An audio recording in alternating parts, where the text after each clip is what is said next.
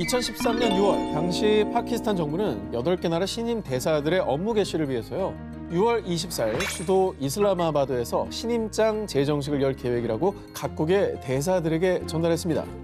그런데 죄송하지만 이슬라마바드에서 열릴 예정인 제정식이 취소됐습니다. 6월 25일 카라치로 일정과 장소를 변경했고요. 그리고 또 며칠 뒤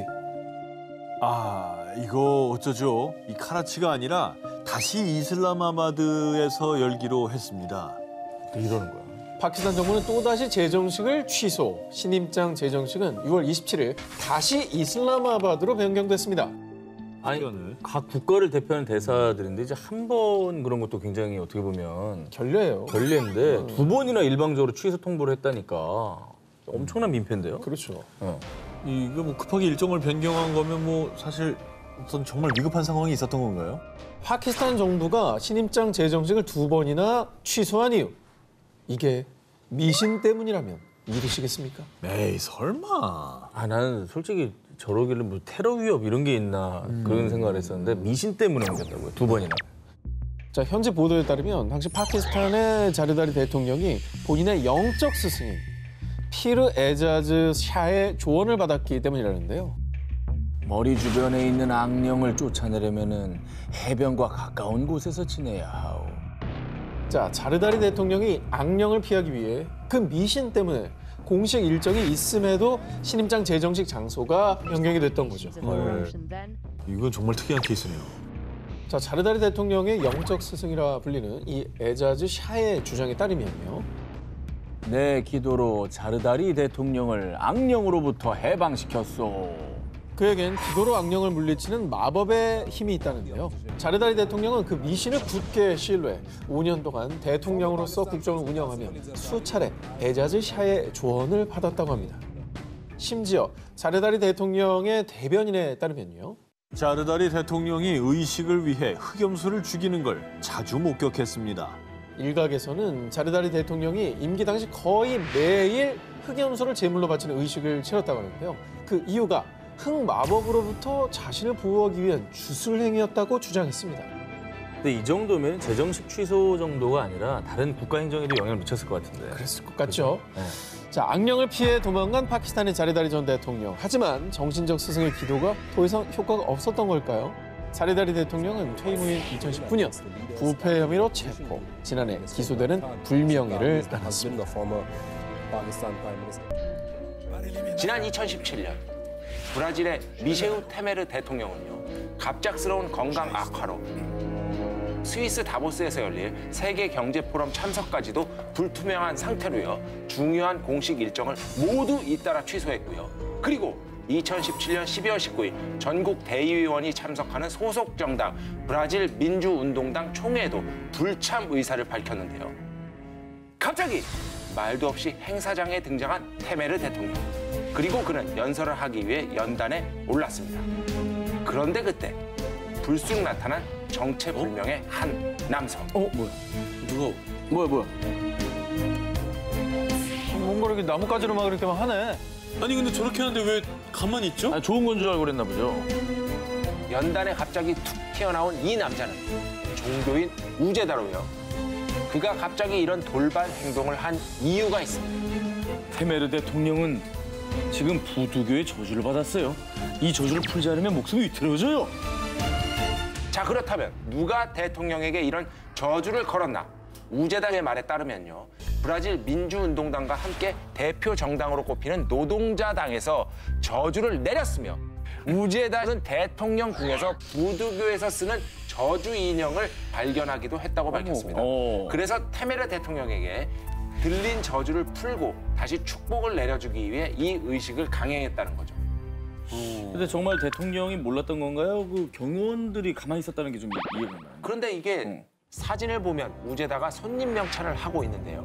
그러네. 네. 그리고 이 사건 이후 한 인터뷰에서요, 자신은 영부인과 여당의 초대를 받았다고 얘기했는데요. 근데 하지만 대통령 측은 자신들은 전혀 모르는 일이라고 밝혔습니다. 야, 뭐야. 자, 그런데 정말 놀라운 일이 있습니다. 당시 네.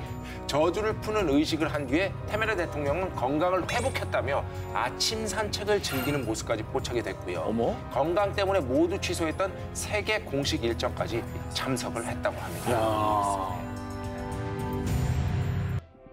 가깝지만 가장 먼 곳이기도 한 북한. 그런데 폐쇄적인 북한 사회에서도 암암리에 퍼져나와 전 세계를 경악하게 만든 역대급 연쇄살인이 있습니다. 함경남도 신포시에 살고 있는 40대 박명식 씨. 그에게 한 가지 걱정거리가 있었습니다. 바로 수년째 차도를 보이지 않는 간경화. 유명한 의사를 찾아도 백방수소문에서 좋다는 약을 써봐도 점점 더 짙어만 가는 병세. 그런데 옛날에 용한 점쟁이를 알아. 아주 점을 똑대기 잘 보더라고. 하하하. 우연히 듣게 된 직장 동료의 말. 박명식 씨는 결국 그 점쟁이를 찾아갑니다. 내 간경화가 너무 심해서 언제 죽을지 모릅니다. 제발 살 수 있는 방법 좀 알려주시라요. 사람의 간을 먹어야 그 간경화가 나. 그리고 젊은 사람의 간일수록 더 좋지. 박명식은 그게 대체 말이 되는 소리냐며 그 자리를 박차고 나옵니다. 하지만 병세가 점점 더 심해지자 어차피 죽을 바엔 점쟁이 말대로 해보기라도 하자! 라는 17세기, 결심을 하고 19세기야. 합니다. 1990년 4월 그는 농촌에 봉사활동을 하러 온 학생들을 범행 대상으로 삼게 됩니다. 잠든 한 학생의 입을 틀어막고 준비한 흉기로 급소를 공격합니다. 과연 그는 살인에 성공을 했을까요? 실패했으면 좋겠다. 며칠 뒤 심하게 훼손된 한 학생의 시신이 발견됩니다. 그렇습니다. 간이 없는 시신이었죠. 며칠 후 그는 20대 여성을 또 살해.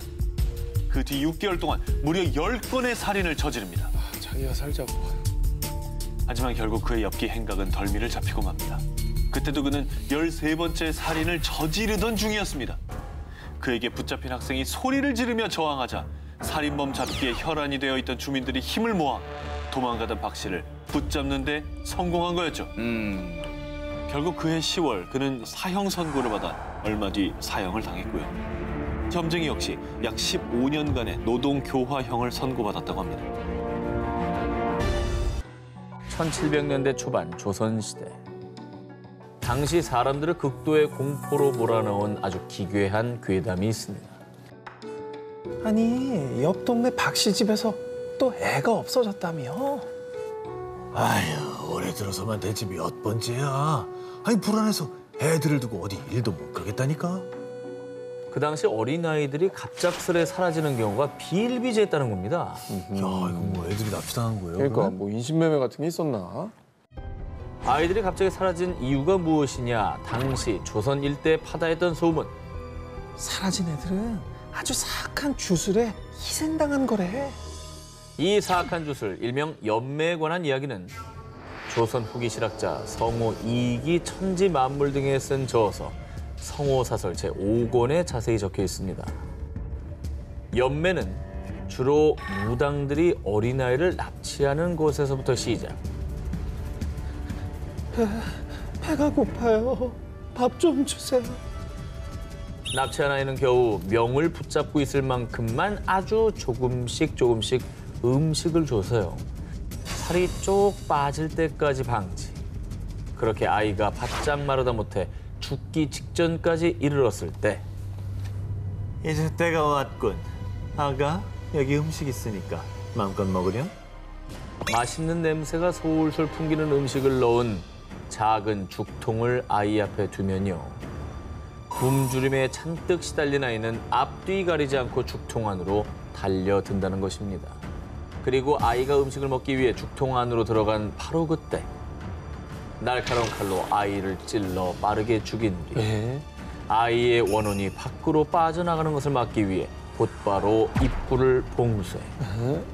배고픔과 갈증, 원한과 증오로 가득 찬 상태로 죽통에 매어 죽고만 어린아이의 원혼. 그리고 이런 주술 행위를 소위 연매라고 불렀던 것입니다. 너무 살벌하고 잔혹하고. 끔찍한 얘기다. 그러니까 이게 진짜 저서에 남아있는 내용이라는 거잖아요. 실제 있었던 얘기란 얘기죠.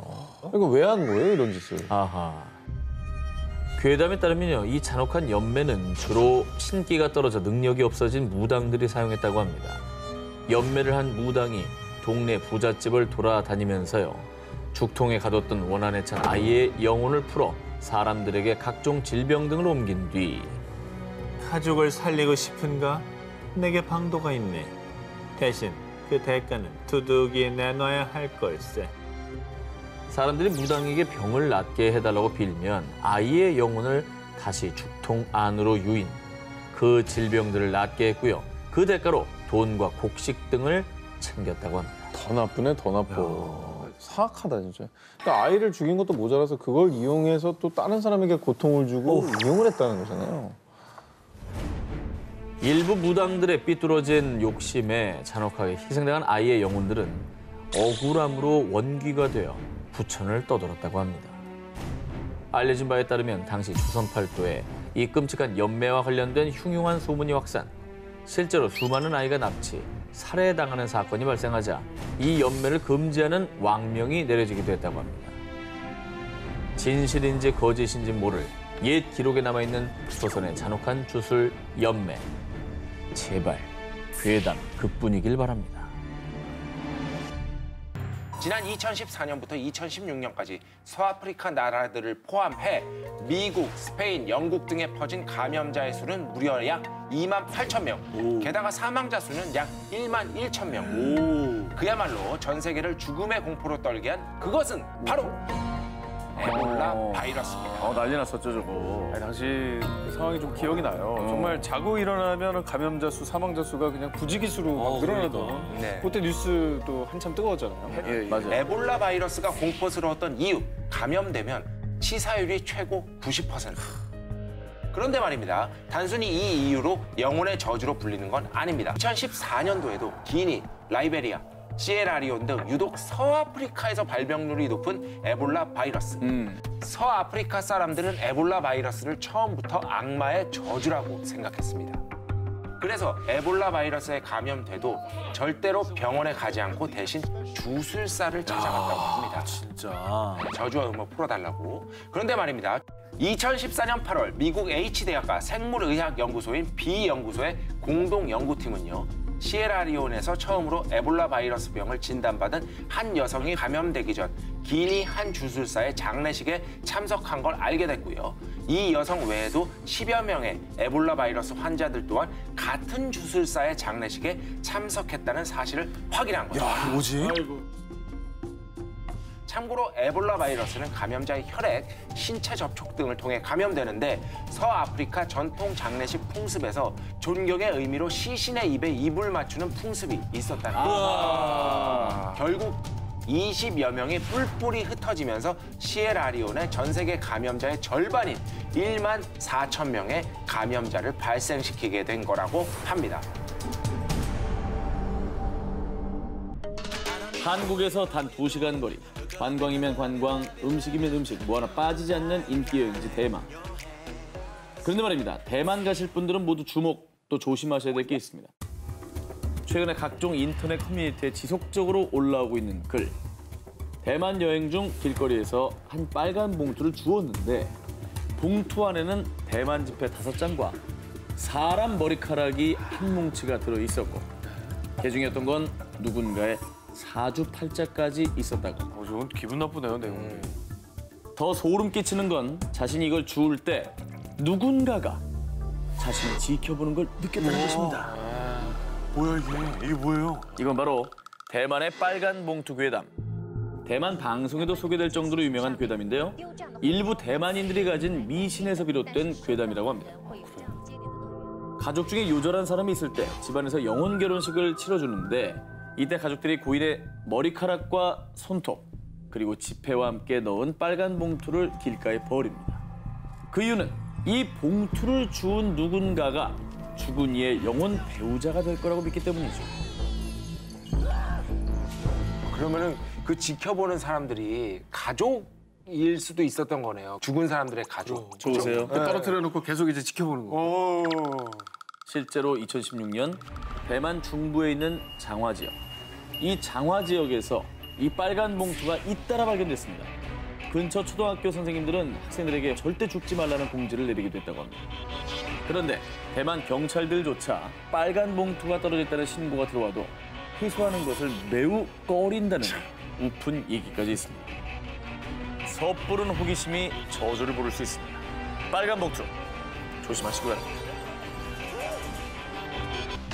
홍콩 남쪽 홍콩 섬엔 60년대에 지어진 공동주택 와푸촌이 위치해 있는데요. 재물운이 들어온다고 해서 과거에 많은 이들이 모여 살았지만 어째서인지 서서히 몰라 지금은 몇몇 사람들만 남은 을씨년스러운 곳으로 변했습니다. 자, 문이 뭐 다 닫혀 있죠. 그러네, 다 닫혀 있네. 어떤 일이 있었길래. 와푸촌이 지어진 60년대부터 90년대까지만 해도 이곳에 사는 아이들은 방과 후 인근 폭포에 놀러 가곤 했습니다. 폭포에 대한 괴담이 전해지기 전까지 말이죠. 1980년대 어느 날 여느 때처럼 이 폭포에 놀러간 아이들은 그곳에서 세수 중이던 한 여인을 목격했는데요. 그런데 세수를 하던 여성, 고개를 든 그 순간 저 누나 얼굴이 없어. 와푸촌에 사는 아이 어른 할 것 없이 폭포에서 얼굴 없는 물귀신을 목격. 그뿐만 아니라 하굣길 아이들이 이 폭포에 빠지는가 하면 성인도 무엇인가 홀린 듯 폭포에 뛰어드는데 폭포에서 매년 의문의 익사 사고가 끊임없이 발생했습니다. 이에 정부는 경고 표지판까지 세웠지만 폭포에서 사고가 끊이질 않자 와푸촌 주민들은 폭포에 사고를 유발하는 물귀신이 있다라는 괴담을 믿어 의심치 않았는데요. 근데 이제 괴담이라고 치부하려 해도 사고가 자꾸 나니까 괴담을 사실로 더 믿게 되는 것 같아요. 근데 사고가 왜 자꾸 생기는 거예요?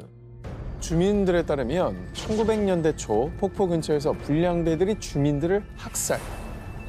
그리고 와푸촌 터는 태풍 피해자들의 시신을 묻거나 일제강점기 시절 공동묘지로 쓰였다는데요.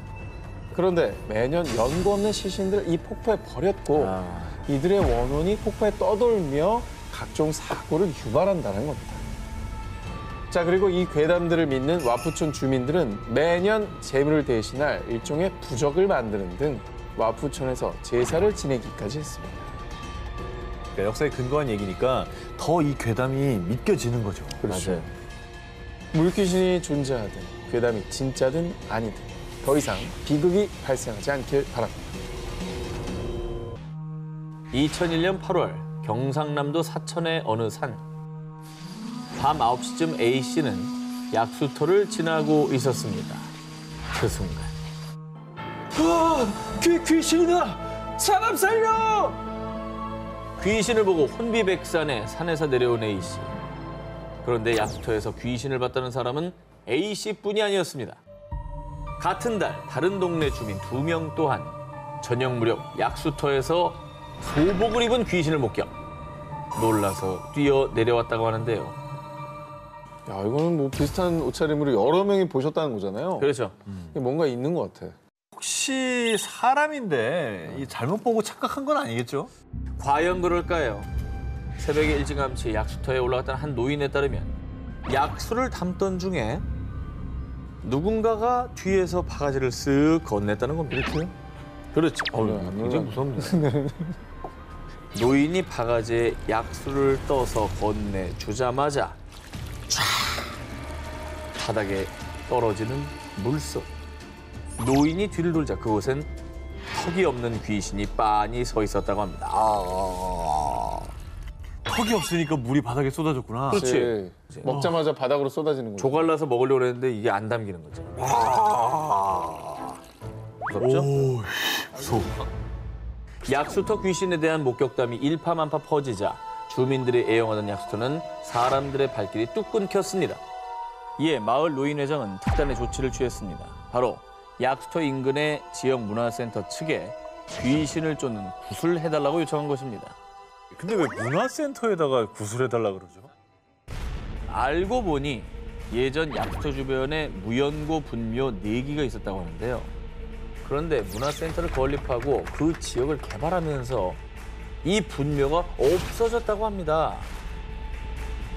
문화센터 측은 주민들의 간곡한 요청에 결국 2001년 9월 11일 장장 8시간 동안 귀신들의 원혼을 달래는 위령제를 올렸습니다. 그러자 그 후에는 정말 신기하게도 약터에서 귀신을 봤다는 목격담이 더 이상 들리지 않았다고 합니다. 다음 특종. 홍콩 가신 분들 한 번쯤 가보셨을 쇼핑의 번화가를 안내드립니다. 노란 횡단보도와 트램으로 유명한 코즈웨이 베이. 코즈웨이 베이 지하철역 A 출구로 나와 카날 로드를 따라 5분 정도 걸으면요. 어갱키우라 불리는 고가도로가 나옵니다. 그런데 이 고가도로 밑에 있는 노점은요. 1년 내내 사람들로 붐비는데 그 이유는 이 노점에서는 저주를 판매하기 때문에. 저주는 팔아요? 시어머니가 잔소리 좀 그만하게 말 좀 못했으면. 전 여친이 평생 결혼 못했으면 좋겠어요. 이렇게 사람들은 저마다의 사연과 타깃을 정해서 이 고가도로에 있는 무속인들을 찾아옵니다. 아니, 좀 독특한 문화긴 한데 네. 아니 이걸 왜 하는 거예요, 그러면? 사실 이 모든 건요. 보통 연초에 행하는 다시우얀이라는 의식 중에 하나인데 신발로 인형이나 종이를 사정없이 때려주는 것을 말합니다. 네.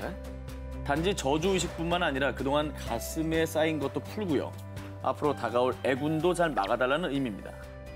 의뢰인은 저주하는 타깃을 종이 인형에 씁니다. 그 무속인이 오상제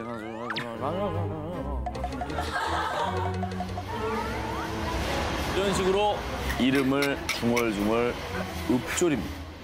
그리고 나서 온 우주의 기운을 모아서 낡은 신발로 종이 인형을 팡팡 두드립니다. 아작을 냈는데 뭘? 그리고 마지막으로 불로 태우는 거죠. 저주가 내릴 것 같은 그런 저주가 아니라 약간은 저기 코믹한 민속놀이 같은 느낌인데요? 타성에 젖어서 그냥 또 왔냐 그러면 그냥 때리고 있죠.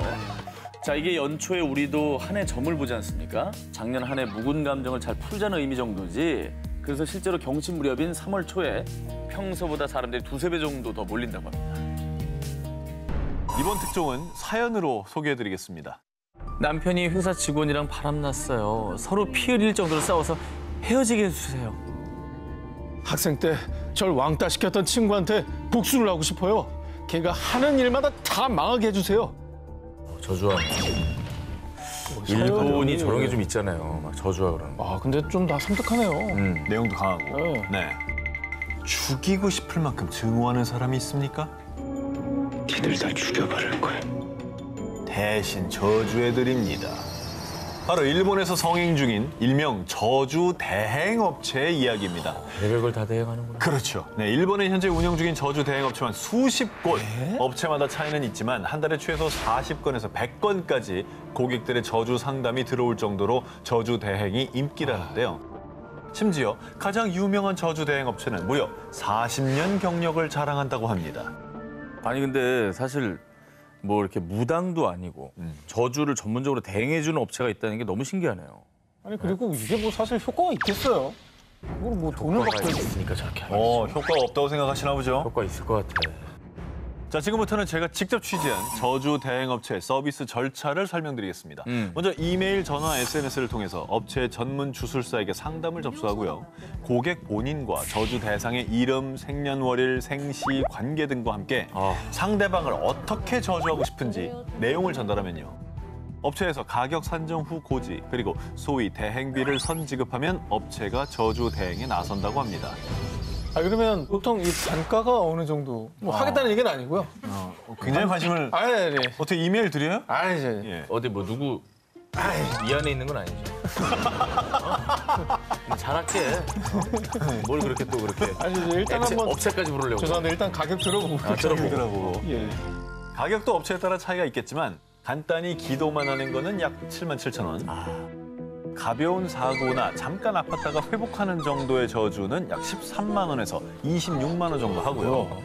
그리고 신사에 가서 일주일 이상 저주를 부르는 코스는 기간과 저주 강도에 따라 약 20만 원에서 650만 원까지 다양합니다. 아주 강력하고 무서운 저주는 부르는 게 값이라고 합니다.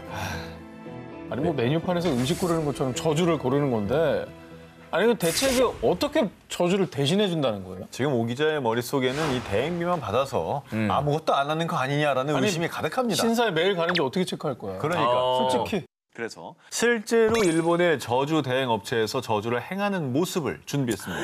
영상 보시죠. 영상이 있어.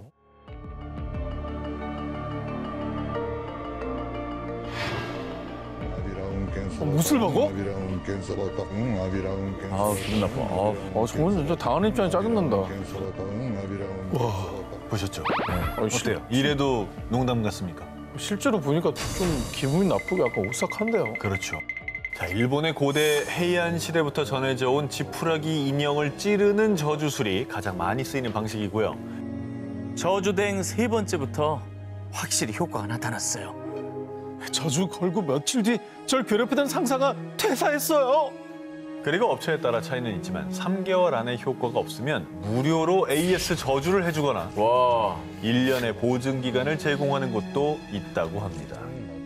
이게 사실은 하는 입장은 모르겠어요. 근데 당한다고 한다면 나도 모르게 조주를 당하고 있었다는 거냐. 그러니까. 내가 잘 되는 것만큼 제일 큰 복수는 없어요. 아, 맞습니다. 정답이에요, 정답. 남을 막 깎아내리기보다는. 영국 노스 요크셔주 나레스버러에는요. 많은 사람들이 찾는 신비롭고 섬뜩한 동굴이 있습니다. 뭘 걸어놨네요.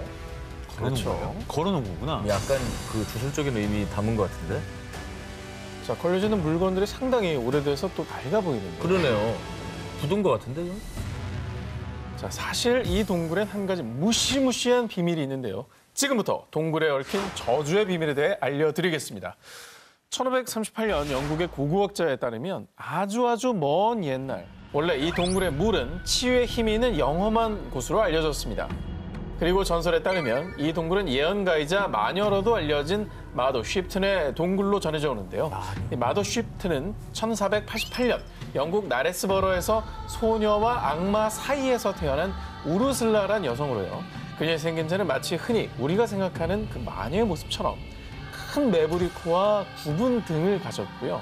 뿐만 아니라 우르슬라의 예언 능력 때문에 이 기분 나쁜 마녀! 썩 꺼져버려! 때문에 마녀 취급을 받던 우르슬라는요. 동굴에서 홀로 외롭게 약초를 다루며 약을 제조해왔는데요. 그런데 평생을 사람들을 피해 쓸쓸하게 동굴에 지내던 마도 쉬프트는 갑자기 자신의 처지에 분노를 느낀 나머지 내가 너희들을 저주한다. 이 동굴에 흐르는 물에 닿으면 모두 돌로 변하게 될 것이다. 돌로 변한다. 무서운 얘기다. 그 동굴 앞에 걸어놓은 물건들이 혹시 돌로 굳어버린 건가요? 싼 거였는데? 그렇습니다. 그녀의 저주 때문에 수세기가 지난 지금까지도 모자나 양말, 인형 같은 천부터 딱딱한 그릇, 자전거까지 저 동굴의 물에 닿기만 하면 얼마 지나지 않아 돌로 변한다고 하는데요. 저게 다 돌로 변한 것들이라고? 이른바 이제 석화라는 과정을 거치게 되는 거죠. 야, 어떻게 저럴 수가 있지? 진짜 돌이 됐다고 저게? 그렇습니다. 자, 그런데 말입니다. 동굴의 저주를 파헤치기 위해 과학자들이 조사한 결과 동굴의 물엔 석회 성분과 미네랄이 비정상적으로 높게 함유되어 있었고요. 우와. 마치 석회 동굴 속 종유석화 석순처럼 물이 증발하고 침전물이 퇴적하는 과정을 통해 물건들이 석회 성분이 함유된 물에 닿아 마치 돌처럼 변한 것처럼 보인다고 주장했는데요. 설득력 있네요. 그렇습니다. 하지만 종유석이나 석수는 길게는 수세기에 걸쳐 형성이 되는 반면 이 동굴의 물에 대한 물건들은 3에서 5개월 동안 단기간에 석회와 여전히 풀리지 않는 미스터리로 남아있습니다. 저 설명 못해요. 5개월은 너무 짧죠. 5개월 안에 그런 과정은 안 일어나잖아요. 5년 안에도 안 일어나요. 자, 과연 한 맺힌 마녀의 저주가 정말 돌로 변하는 저주를 내린 걸까요? 아니면 정말 단순한 자연 현상일까요? 여러분의 생각은 어떠신가요? 일본 오사카 동북부에 위치한 카야시마역. 이곳에 다른 역에서는 찾아볼 수 없는 아주 신묘한 존재가 살고 있는데요. 나무가 저렇게 들어와 있다고? 근데 저기 타는 플랫폼 아니에요? 높이 20m에 약 700년 된 이 고목이 카야시마역, 그것도 플랫폼 한가운데서 떡하니 버틸 수 있었던 이유. 1910년 카야시마역이 들어설 당시엔 나무가 역 바로 앞에 위치해 있었고요. 수백 년간 그 자리를 지켜온 이 고목은 지역 주민들이 신성시하는 나무였다고 합니다. 그런데 점점 역을 이용하는 사람들이 늘자 1972년 역 확장을 위해 오래된 고목을 베기로 결정했습니다. 벌써 불안하다. 신성시하는 거 건드리면 좋은 일 없거든요. 그럼요. 굳이 뭘 저 뱀니까? 그러니까. 피해가지. 처음엔 호기롭게 나무 가지를 베어낸 한 인부가 다음날 고열에 시달린 것을 시작으로요. 나무를 베려던 또 다른 인부는 이유모를 병에 걸렸고요.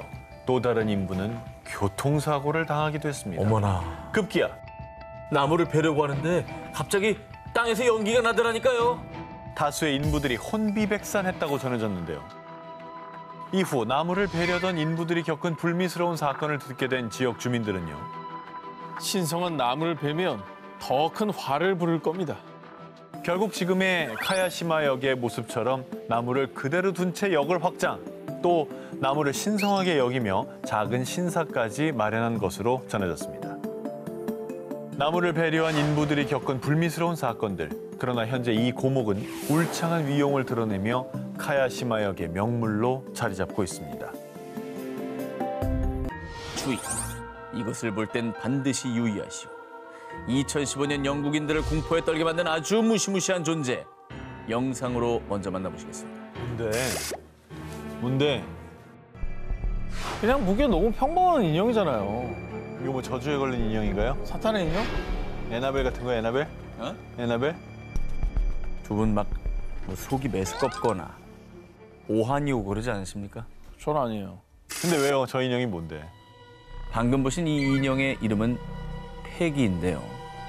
폐기를 본 사람들은 하나같이 메스꺼움과 오한, 두통, 가슴 통증뿐 아니라 심지어 심장마비까지 겪는 등 당시 폐기를 보고 고통을 호소한 사람들이 최소 80명이나 속출했습니다. 그거 우리한테 보여준 거야? 네. 이거 말하고 보여드리면 안 볼 거 아닙니까? 아니 안 봐야 되는 거지 이거는. 아니 메스껍고 우리 이제 일단 물어봐야 될 거 아니 아니에요? 근데 저도. 우리는 뭐 출연자니까 그래도 이거 시청자한테 사과하세요. 사과하세요. 시청자분들께는 전체를 보여드리지 않았어요.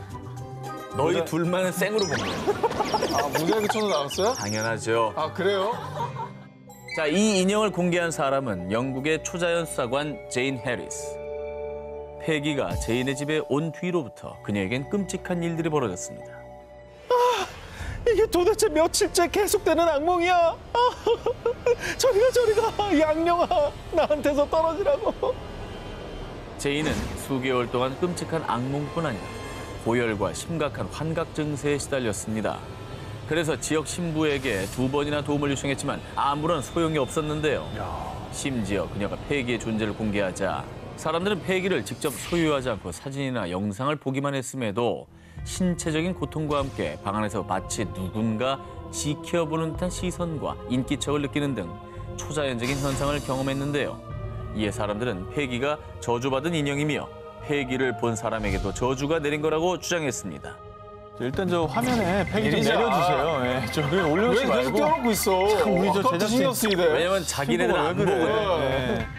아니 근데 이게 또 현실로 뭐 이런 안 좋은 일이 벌어지니까 네네. 저주 생각이 또 나는 거잖아요. 맞습니다. 진짜 저주의 시인 건가요? 하도 패기가 사람들 사이에서 저주받은 인형으로 악명을 떨치자 제인과 다른 심령술사들이 패기를 조사한 결과 흉부 질환으로 죽은 여성의 혼이 깃든 겁니다. 아마 홀로코스트로 학대받은 영혼일 겁니다. 그다음에 패기에게 고통받은 영혼이 깃들여 있다고 주장하기도 했습니다. 그리고 현재 패기는 에나벨이나 로버트 인형처럼 미국의 한 유령 박물관에 잠들어 있는데요. 아 저것도 사진 또 보여줬어. 보면 몸이 아프다고 너도 나도 얘기를 하니까 이 군중심리에 휩쓸려서 괜히 막 나도 아픈 것 같고 그런 거 아니겠습니까? 네. 이렇게 기분 탓이에요. 네. 걱정하지 마십시오.